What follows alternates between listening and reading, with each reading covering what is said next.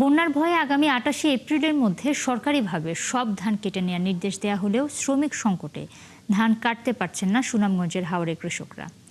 এ নিয়ে জানাতে আমাদের সাথে যুক্ত হচ্ছেন সহকর্মী শহীদ নূর আহমেদ। শহীদ, হাওরে ধান কাটা নিয়ে যে শ্রমিক সংকটের তৈরি হয়েছে সেটা নিয়ে আসলে প্রশাসন কোনো ধরনের ব্যবস্থা নিয়েছে কিনা?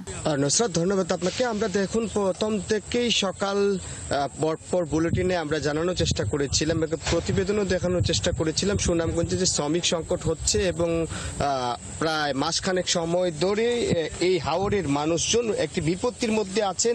আবহাওয়ার যে পূর্বাভাস বারবার বলা হচ্ছে এবং বৃষ্টিপাত হচ্ছে, অতিবৃষ্টি, টানা বৃষ্টি, এই বৃষ্টির কারণে হাওরে জলাবদ্ধতা দেখা দিয়েছে। দেখতে পাচ্ছেন আমার যে ঠিক পেছনে এই সামনেতেই কৃষকরা ধান কাটছেন এবং এই ধানগুলো এক মাস আগে ডুবে গিয়েছিল, এখন বেশি ওঠার কারণে কৃষকরা কাটছেন, তাও কাঁচা অবস্থায় রয়েছে।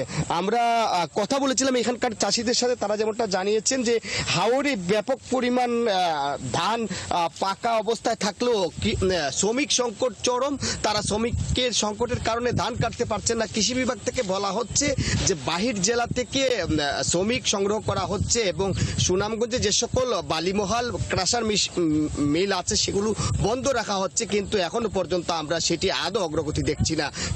এদিকে আবহাওয়া অফিস এবং পানি উন্নয়ন বোর্ড থেকে 28 এপ্রিলের মধ্যে ধান কাটার নির্দেশনা দেয়া হয়েছে, কিন্তু আমরা দেখছি যে যতই সময় যাচ্ছে ধান পাকছে কিন্তু ধান কাটা অর্থাৎ হারভেস্টার চলাচল করতে পারছে না জলামধ্য এলাকায় এবং কৃষকরা শ্রমিক পাচ্ছেন না।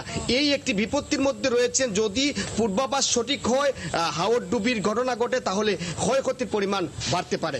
নুসরাত, অনেক ধন্যবাদ শহীদ নূর আপনাকে। দর্শক, সুনামগঞ্জ থেকে যুক্ত হয়েছিলেন সহকর্মী শহীদ নূর আহমেদ।